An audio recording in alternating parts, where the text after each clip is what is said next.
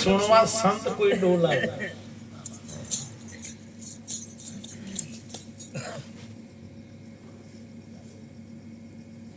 આવો બરાબર થોડી ધ્યાન રાખજો બહુ હેરાન નહીં કરો ઘેરે કોઈ હોભરતી નહીં તમે હોય હોભરો છો સારું કહેવાય ઘેર ચાલુ કરું કે બખાડો મેલો આ તો તમે કહો છો બાપજી જબરું બોલો છો પણ મને ઘેર ખબર પડે છે હું જબરું બોલું છું કેમ થાય છે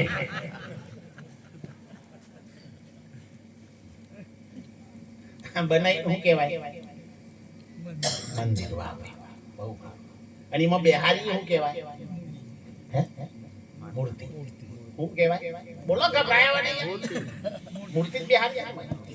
બરાબર ત્રણ વખત બોલો મોય બિહારી શું કહેવાય મૂર્તિ મૂર્તિ મૂર્તિ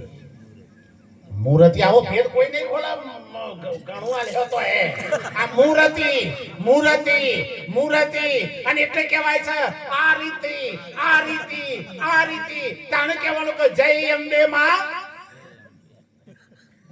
આ મૂર્તિ બીજી કોઈ હતી જ નહીં આ વિશ્વની અંદર એક જ શક્તિ આત્મ શક્તિ એ હું હતી એનું નામ પરી મૂર્તિ અરે કઈ સારો કર્યો મહાપુરુષે સાહેબ લોઠું કંચન એક સમાન નર નારીમાં નથી ભેદ એમ આત્મા સે સમાન એક આ એક છે ને એને સમજવા માટે ઝુકેગા નહીં તો નહીં મેળ પડે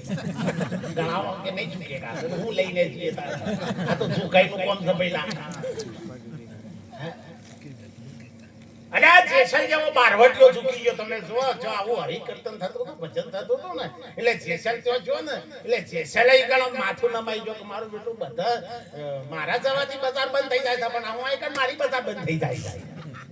જેસલ જેવા એક વખત જો અહીં આવી જાય ને તો એ સાહેબ પાપી પાવન થઈ જાય સંતોના સંગમાં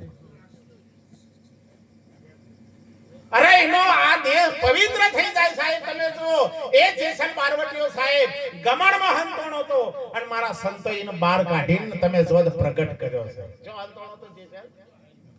અનસ કરે બહાર કાઢ્યો આ સંતોય બહાર કાઢ્યો ને કે જેસલની તાકાત છે ગમણમાં બહાર ને હરે ગમણનો અર્થ થાય ડોરણ ખાવાનું હોય ને ગમણ કહેવાય તને આવું છે આ કમળમાંથી બહાર કાઢવા રે જેસલનો ભાઈ ના નીકળી કે એ તો મારો સંત એ સાહેબ તોરલ સાહેબ ના મળે હોય તો આ જેસલ કમળમાંથી કોઈ દારો બહાર ના નીકળો થાય અને એવો વચન રૂપી શીલો માર્યો તમે જોઈ લો સાહેબ આર પાર થઈ ગયો જેનો વાગ્યા વચન વાળા બાણ જેની સુલતા ચડી આસમાન વચન મે તુમ રહેના મેરે ભાઈ જેને વાગ્યા વચન વાળા બાણ એ તો જેને વાગે ને એ તો પછી કહેવાનારા ઘાયલ થઈ જાય પણ બુઠું વાજી હોય તો નક્કી નહીં એ બૂમ પાડે છૂટો છૂટો તીર બાઈજી કે મુજને ના મારો એટલે મારી જ નહીં નથી અને હું બોણ મારું એટલે તું આ તારી હાલત આવી ને અરે તારી સુલતા આસમાન ચડી જાય સાહેબ મારું એક બોણ વાગે સદગુરુ કહે છે એક બોણ મારું તો વાગે ને તો તારી આ દેહ દશા મટી જાય દેહની દશા આપણે નક્કી કરવાની કે આપણી દેહની દશા મટી જાય દેહની દશા મટાડવા માટે કરવું શું પડે કોઈ એવા સદગુરુ ચરણમાં જઈ અને પોતાનું મસ્તક ઝુકાઈ દેવું પડે સાહેબ ખાલી ઓમ કરતા તમને આવડી ગયું ને હાથ જોડતા આવડી જાય ને તો આખી જિંદગીની કમાણી મારા સંતો તમારી જોલીમાં નાખી દે આખી જિંદગીની કમાણી પણ તમને ઓમ કરતા જ નહીં આ તો આમ નામ હેડ્યા જેમ સબ આપજો આય હતા રાજેવા છીએ પાણી પીરા રંગ કેસા કેસા અલ્યા પાલુ લાલ તો પોણી હે તા તું જે છલતો વેદાંત તો એ પગથિયા હે યદા યદા હિ ધર્મસ્ય લાડી ભવતી હા વાતો ધર્મના માટે અમે માથું મૂકનારા છીએ એ માઈ પાસે મને ભાઈ કે હરખું બોલવાનું કે કેવું હરખું બોલવાનું કે અમે દરબાર છે કિતાના મેચો દરબાર છે આઈ સાહેબ આપણે જો મણિયા બોમણી ગયા તા હું કે મારા જમલ્યા ભાઈ આ ભક્તિ કરીએ એટલે આવું કરવાનું અલે આ હારું થયું આ સંતોની દયા થઈ એટલે ભગત્યાના કા તારા કરતા જ્યાં હતા હું કેવું બાપુ હવે બાજી ખબર છે આ બધી. આ માર નજીક ભાઈ અમારે એ આ કોટા વાળાનું શું કેવું આ તો આપણી સરકાર